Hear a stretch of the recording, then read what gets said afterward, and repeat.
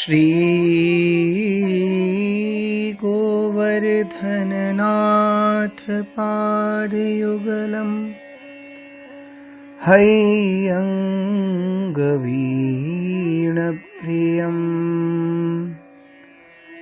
नित्यं श्रीमथुराधिपं सुखकरं श्रीविठ्ठलेशं मुदा श्रीमद्वारवती च गोकुलपति श्रीगोकुलेन्दुं विभुम् श्रीमन्मथमनमोहनं नटवरं श्रीबालकृष्णं भजे। जय श्री कृष्ण। आज अष्टसखाओं के चरित्र के अंतर्गत हम श्री कुम्भनदास जी का चरित्र श्रवण करेंगे। देखिए, ठाकुर जी के अष्टसखा उनको सुख देने के लिए प्रकट होके आए। उनमें कुम्भनदास जी का तो बड़ा विलक्षण जीवन। इनका प्रादुर्भाव श्री गोवर्धन के निकट जमुनावती गांव में विक्रमी संवत 1525 में कार्तिक कृष्ण पक्ष एकादशी को हुआ था। ये जाति के गौरवा क्षत्रिय थे। जनश्रुति के अनुसार कुंभ संक्रांति के पुण्य पर्व पर तीर्थ यात्रा करते समय एक महात्मा ने आपके पिता को पुत्र प्राप्ति का आशीर्वाद दिया था। उसी के संस्मरण में इनका नाम कुम्भनदास रखा गया। बाल्यकाल से ही आपकी सात्विकी प्रकृति थी। कृषि के द्वारा ही इनका कुटुंब पालन पोषण होता था। जैत गांव के निकट बहुलावन में आपकी ससुराल थी। अच्छा, पत्नी भी स्वाभानुकूल थी। कई बार ऐसा होता है कि पत्नी अनुकूल ना हो तो भक्तजन उसको भी ना स्वीकार कर लेते हैं। ऐसे कई प्रसंग भक्तों के चरित्र हम लोग श्रवण करेंगे जिनका गृहस्थ सुख अच्छा नहीं था, फिर भी उन्होंने ठाकुर के ध्यान में भजन में कोई कमी नहीं रखी। तो विक्रमी संवत 1550 के लगभग श्री महाप्रभु वल्लभाचार्य जी ब्रज की परिक्रमा करते हुए जब श्री गिरिराज जी पधारे तो इनके व्यक्तित्व से प्रभावित होकर के बहुत लोगों ने शिष्यता को ग्रहण किया। तो अपनी पत्नी के साथ आकर के कुम्भनदास जी ने भी शरणागति को स्वीकार किया। तो इनकी पत्नी से कहा, आचार्य ने, कुछ चाहिए तो मांग लो। संतान नहीं हो रही थी तो कह दिया, भगवान आप कृपा करके मुझे पुत्र प्राप्ति का आशीर्वाद दें। श्रीमद् महावल्लभाचार्य जी महाप्रभु बोले, धैर्य धरो, तुम्हारे ना एक दो नहीं तुम्हारे 7 पुत्र होंगे। पत्नी बहुत प्रसन्न हो गई। कुम्भनदास जी अपनी पत्नी पर अप्रसन्न हुए।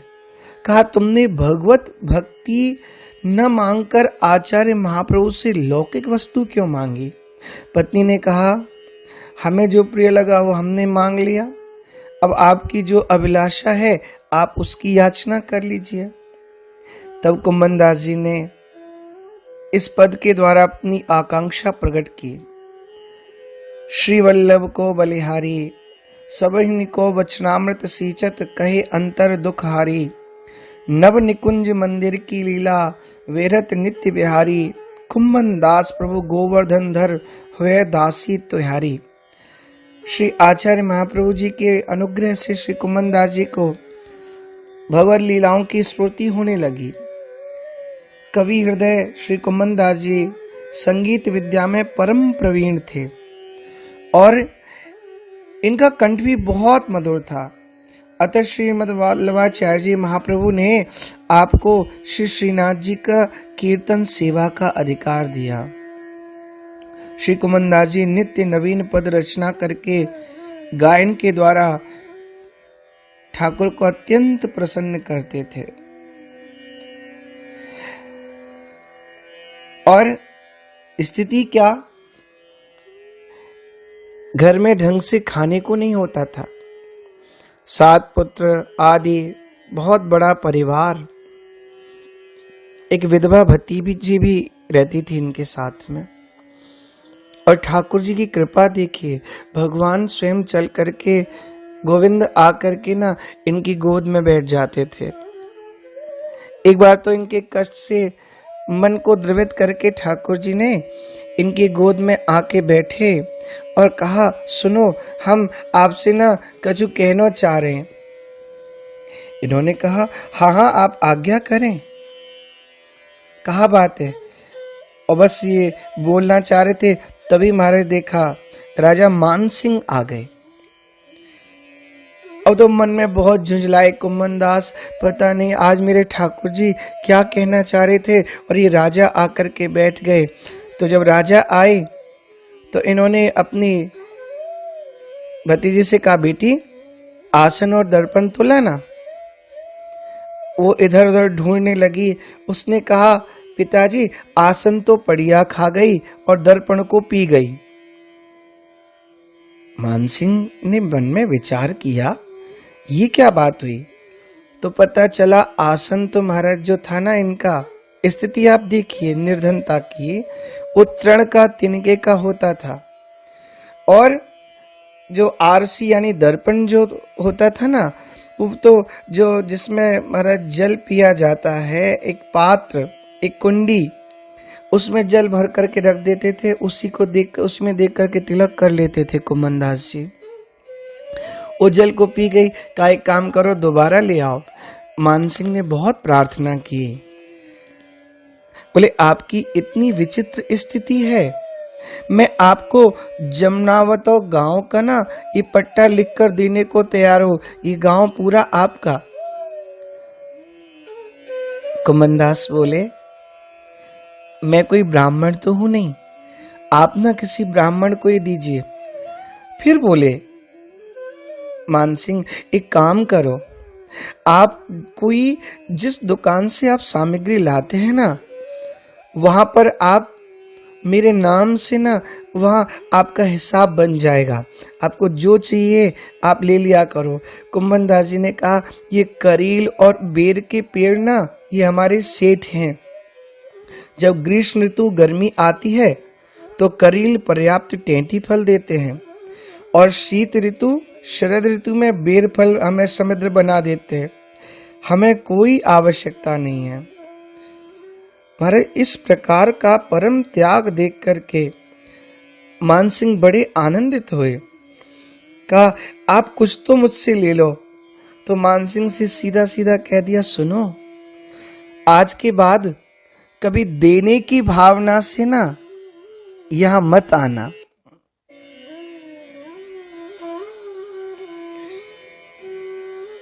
तो ऐसे हमारे कुमनदास जी, एक बार तो राजा अकबर ने इनको बुलवाया। पहले तो आने के लिए मना कर दिया, किंतु प्रार्थना की सेवकों ने, आप नहीं चलेंगे तो बादशाह हमको दंडित करेंगे। तो चल दिए महाराज।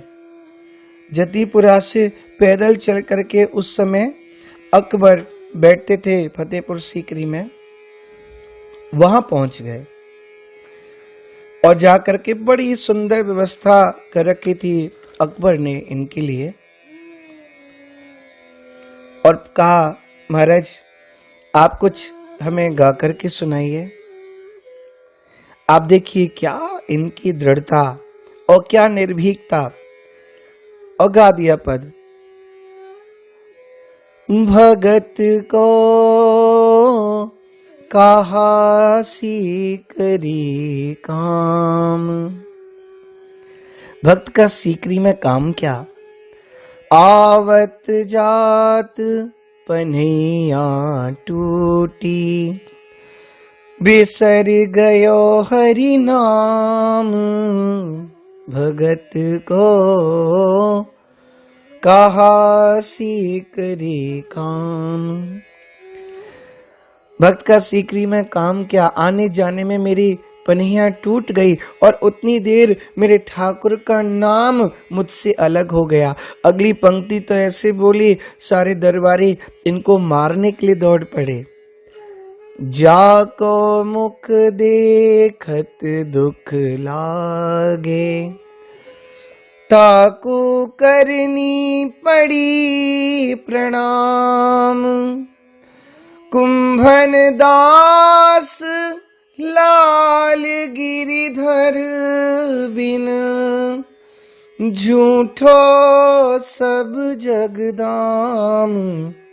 भगत को कहा सीकरी काम। दरबारियों ने कहा इसने तो अपमान कर दिया। अकबर को थोड़ा बुरा तो लगा, पर मुस्कुरा करके बोले यही तो फकीरों का आनंद है। कहा बाबा मुझे पता चला है आप बहुत निर्धन हैं, आपको जो चाहिए आप मुझसे मांग लीजिए। कुंभनदास मुस्कुरा करके बोले आप बादशाह हैं, सम्राट हैं भारत के, आप देना चाहते हैं ना तो जो मांगो वही दीजिए। बोले आप आज्ञा तो करिए। बोले मैं यही चाहता हूं आज के बाद आप कभी मुझे यहां बुलाना मत। कहते हैं 2 दिन 2 युगों के समान बीते। ऐसे कुंभनदास जी लौट के आ गए। एक बार जब दुष्ट यवनों ने पश्चिम दिशा से आकर वृक्ष क्षेत्र के में आकर बहुत उपद्रव किया, मंदिरों को लूटने लगे, तोड़ने लगे। इस प्रकार लूटपाट करते हुए श्री गिरिराज जी के समीप तक पहुंचे तो उस समय वो 5 कोस दूर पर ही उनका पड़ाव था। उस समय श्री श्रीनाथ जी की सेवा में सद्दू पांडे, श्री मानिक चंद जी, रामदास जी भीतरिया और कुंभनदास जी रहते थे। ये सभी सेवाधिकारी आपस में विचार विमर्श कर रहे थे क्या किया जाए। इतने में ठाकुर जी स्वयं बोल उठे, टौण को घनो अति निर्जन स्थल है, वहीं मैं भैंसा पे चढ़ करके चलूंगा, तो आप सभी वहीं चले। अब विचार हो गया कि ठाकुर जी किया गया है तो चले। ठाकुर भी कई बार लीला करते हैं विचित्र। ठाकुर जी भैंसे पर सवार होकर चारों ओर से सेवाधिकारी संभालते हुए चल रहे थे। मार्ग में जाते जाते सभी को श्री श्रीनाथ जी का दर्शन नहीं होता था, एकमात्र भक्तजनों को दृष्टिपथ में वो दर्शित होते थे।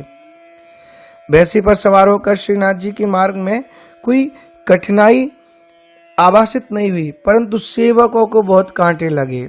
झाड़ियों से में उलझ उलझ करके इनके वस्त्र सब फट गए और एक स्थान पर पहुंचकर वहां बैठ गए। एक चबूतरा वहां पर श्रीनाथ जी विराजमान हुए तो सेवकों ने क्या किया, थोड़ा भोग रखा, क्योंकि ठाकुर जी को वल्लभ समुदाय में भोग और राग की विशेष विधि पर ध्यान दिया जाता है। तो थोड़ा भोग रखा तो ठाकुर जी ने आगे की संपूर्ण सामग्री कोई भोग में रख दो। इन लोगों ने संकेत भी किया, जय जय, सामग्री तो बाल भोग, राजभोग, ब्यारू तीनों समय के लिए पर्याप्त है। यदि एक बार में समस्त सामग्री को भोग लगाए दियो, फिर बाद में काय को भोग लगाएंगे। ठाकुर जी बोले अभी तो संपूर्ण सामग्री को भोग लगा दो, बाद में देखी जाएगी। सेवाधिकारियों ने ऐसा ही किया। पश्चात ठाकुर जी बोले अब आप लोग थोड़े समय के लिए इधर उधर है जाओ। और जब सब इधर उधर हो गए, सब झाड़ियों में छिप गए, तो सबने क्या देखा, साक्षात श्री श्री जी राधा रानी पधारी और अपने हाथ में विविध व्यंजनों को लेकर और सब के साथ विविध व्यंजनों को लेकर के ठाकुर जी के भोग की सेवा को लाकर के विराजमान कर दिया। सब आनंदित हो गए। अब ठाकुर जी ने आवाज लगाई, कुंभनदास पद गा के सुनाओ। तो महाराज कई बार जब भक्त भी भगवान की ओर दर्शन करते, भगवान भक्त की ओर दर्शन करते, कई बार भगवान भक्त को छेड़ते तो भक्त भी भगवान को छेड़ देते। यहाँ झुंझला करके जैसे ठाकुर जी की चुटकी ली हो, इस पद का गायन किया। लाल तोय भावे टोण को घनो, ठाकुर तुम्हें टोण का घना बड़ा प्यारा लगा। कांटे बहुत गोखरू लागे, फाटत है सब तनो। यहाँ आने में ना सबके तो शरीर में कांटे लगे, गोखरू लगे, कपड़ों के संग संग और हमारा शरीर भी फट गया। आवत जावत बेल निवारे, बैठत है जहाँ एक जनो। और अगली पंक्ति में तो महाराज बड़ी सुंदर बात कही, सिंह कहा लाकरी को डर ते छाड़ दियो भवन आपनो। बोले सिंह का एक स्वभाव होता है, वो निडर होता है, तो सिंह को क्या लोमड़ी का, कुत्ते बिल्ली इन सब का कोई डर हो सकता है? आपने अपना भवन ही छोड़ दिया। तब बूढ़ती राखी लियो है सुरपति तो त्रिहु ना गिनो। आपने पूरे ब्रज की रक्षा के लिए गिरिराज को अपने अंगुली के नख पर धारण करके और सुरपति इंद्र को भी महाराज आपने नीचा दिखा दिया। और अगली पंक्ति में तो झिझला करके बड़ी सुंदर बात कुम्मन दास बोले। कुम्मन दास प्रभु गोवर्धन धर, वह कौन ढेड़नी राण को जनो। वह कौन है जो पर गाली दे करके बोल गए। ऐसा सुंदर भाव, ठाकुर जी बहुत हंसे। इसके पश्चात कुम्मन दास जी ने बहुत सुंदर पदों की रचनाएं की। ठाकुर जी ने आज्ञा की अब अपने स्थल पर चलें। तुम्हारे भैंसे पे सवार होकर के आए। तो ऐसी ऐसी सुंदर लीला। एक बार तो आचार्य ने विचार किया, श्री गोसाई विठलनाथ जी ने, उन्होंने विचार किया कि किसी से कुछ लेते तो है नहीं, तो एक बार मैं इनको अपनी संग ले चलूं यात्रा पर। वह तीर्थ यात्रा में ब्याज से धनी मानी वैष्णवों के द्वारा इनकी सहायता करानी चाहिए। तीर्थ यात्रा के ब्याज से, तीर्थ यात्रा के मतलब भाव से, या ब्याज का अर्थ भाव है। तो विठलनाथ जी विक्रमी संवत 1631 में द्वारका यात्रा के लिए अपने साथ में इनको चलने के लिए कहा। कुम्मन दास जी ने मन में विचार किया कि आज्ञा को अस्वीकार तो नहीं कर सकता, तो चलो चलना तो पड़ेगा। राजभोग आरती करके प्रस्थान किया। श्री गिरिराज जी के समीप में ही अप्सरा कुंड है। जब आप परिक्रमा करें तो अप्सरा कुंड आता है भीतर की परिक्रमा में। सायंकालीन विश्राम वहीं पर हुआ। अभी श्रीनाथ जी यहाँ से दर्शन करके चले तो एक पहर भी नहीं हुआ था, एक पहर बीता नहीं था। इतने में कुम्मन दास जी ने श्री ठाकुर जी के वियोग में दुखित होकर के और बड़े भाव से इनके नेत्रों में झरझर आंसू गिरने लगे, अश्रुपात होने लगा और व्यथित वाणी में महाराज पद गा दिया। प्रार्थना करें, हे ठाकुर मैं आपके बिना कैसे रह सकता हूं। कितने दिन बीत गए बिनु देखे, तरुण किशोर रसिक नंद नंदन। तरुण किशोर रसिक नंद नंदन। कछुक उठत मुख रेखे, केते दिन बीत गए बिनु देखे। वह चितवनी वह हास मनोहर, वह नटवर वपु भेखे। वह शोभा वह कांति वदन की, कोटिक चंद विशेखे। श्याम सुंदर संग मिल खेलन की, श्याम सुंदर संग मिल खेलन की, आवत जियरा पेखे कुंभन दास, लाल गिरधर बिनु जीवन जन्म अलेखे, केते दिन बीत गए बिन देखे। कुमनदास जी की इस विरह व्यथा से द्रवित होकर गोसाई विठलनाथ जी ने कह दिया, सुनो सुनो, अभी तो थोड़ा समय हुआ जो हम श्री श्रीनाथ जी से दूर आए, तुम्हारी सामर्थ्य नहीं है कि तुम यात्रा कर पाओ, जाओ लौट जाओ। बड़े प्रसन्न होकर के इस पद को गाया, जो पे चौप मिलन की होए, थोकत रहो परे सुन सजनी, लाख करे जो कोई। एक बार बैठ करके श्री आचार्य के समीप में और चर्चा चल रही थी, तो प्रश्न किया इनसे, अच्छा आपके कितने पुत्र हैं? तो मुस्कुरा करके बोले, महाराज मेरे 1.5 पुत्र हैं। तो सबको आश्चर्य हुआ, भाई पुत्र तो इनके 7 हैं, फिर 1.5 पुत्र क्यों बोल रहे हैं? तो कहा बात यह है, जो ठाकुर की भक्ति में लगे, सेवा में लगे, वही तो पुत्र है। जो भगवान की भक्ति से अलग रहे वो भला पुत्र कैसे हो सकता है? एक पुत्र तो मेरे है चतुर्वेदास, जो पूरा पुत्र है, और दूसरा पुत्र ना वो मेरे ठाकुर जी की गायों की सेवा करता है, इसलिए बस सेवा करता है, भक्ति भजन नहीं करता, तो आधा पुत्र है, इसलिए 1.5 पुत्र हो गया। एक बार कुमनदास जी बैठे थे और इनके पुत्र गौ चारण के लिए गए। इनके छठे पुत्र कृष्णदास जी गायों की सेवा करते थे, गायों की रक्षा करते। सिंह ने ना इनका भक्षण कर लिया तो नित्य लीला में सम्मिलित हो गए। ये समाचार सुन के कुमनदास जी तो मूर्छित हो गए, विविध उपचार किया, चेतन अवस्था में तब भी नहीं आए। तो लोगों में एक चर्चा उठी, ये तो परम भक्त हैं और इनको पुत्र शोक कैसा व्याप गया, ये तो परम आश्चर्य की बात है। सभी ने ये समाचार गोसाई विठलनाथ जी को दिया। गोसाई जी आए, बोले देखो भाई अभी इसका समाधान कर देते हैं।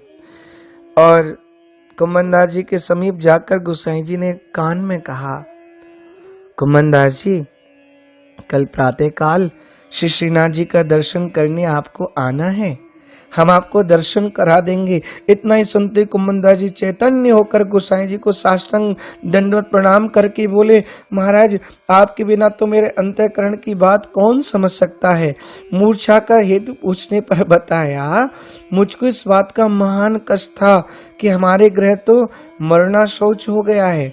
अब इस मंदिर में हम कैसे आएंगे, ठाकुर जी का दर्शन कैसे पाएंगे। श्री गोसाई जी ने तुरंत कहा, आपका दर्शन करके तो अन्य जनों का सूतक समाप्त हो जाता है, शोक मोह नष्ट हो जाता है, तो वे जन भगवदी हो जाते हैं, फिर तो आपको सूतक किस प्रकार से लग सकता है और आपको भला पुत्र मोह भी कैसे हो सकता है। आप ठाकुर के, ठाकुर आपके, इसलिए आप मन में कोई संशय ना करो। तो एक बार ठाकुर जी पारसौली गांव में कुमनदास जी के खेत पर खेलने के लिए आ गए और इनके सामने खेल रहे थे। उत्तापन का समय हो गया, तब कुमनदास जी वहां से उठकर जाने लगे। तो ठाकुर जी बोले, मैं तो यहाँ हूं, आप कौन के लिए जा रहे हो। कहा, भगवान बात ये है, ये तो आपकी जय जय महान कृपा है कि आप मुझ को यहाँ दर्शन दे रहे हो, किंतु आपको कोई विश्वास ना है, आप तक क्षण में वहां पहुंच जाओगे तो मैं तो दर्शन से वंचित है जाऊंगा। द्वितीय बात, आप ना आचार्य के अधीन हैं, आपकी उनके बिना मनमानी नहीं चल सकती, आपको वहां दर्शन देना ही होगा। तृतीय बात, ठाकुर आप जब वहां दर्शन देते हैं, मैं वहां दर्शन के लिए जाता हूं, तो आपके समस्त वैष्णव गुरुजनों का दर्शन संभाषण का लाभ प्राप्त हो जाता है। इसलिए मंदिर जाना अति आवश्यक है। और सबसे बड़ी बात, मैं जो मंदिर जाकर के आपका दर्शन करता हूं, उसी का तो कृपा प्रसाद है कि आप आकर के मेरे सामने खेलते हो। बड़ा सुंदर इनका जीवन रहा महाराज। अंत में जब इन्होंने शरीर छोड़ा, वैसे सबसे ज्यादा दीर्घजीवी कुमनदास जी रहे, यानी बड़ी आयु के कुमनदास जी रहे। इनके जीवन काल में 115 वर्ष व्यतीत हुए। विक्रमी संवत 1640 के लगभग श्री ठाकुर जी श्री श्रीनाथ जी की नित्य सेवा का लाभ प्राप्त करते हुए अपने पंच भौतिक देह का परित्याग करके श्री प्रभु की नित्य लीला में प्रविष्ट हुए। अंत समय इन्होंने अपने इस पद को गायन किया। रसिकनी रस में रहत गड़ी, कनक बेली वृष भानु नंदिनी, कनक बेली वृष भानु नंदिनी, श्याम तमाल चढ़ी रसिकनी, बिहरत लाल संग राधा के, कोने भाती गड़ी, कुंभन दास लाल गिरधर संग, रति रस केल बड़ी, रसिकनी रस में रहत गड़ी।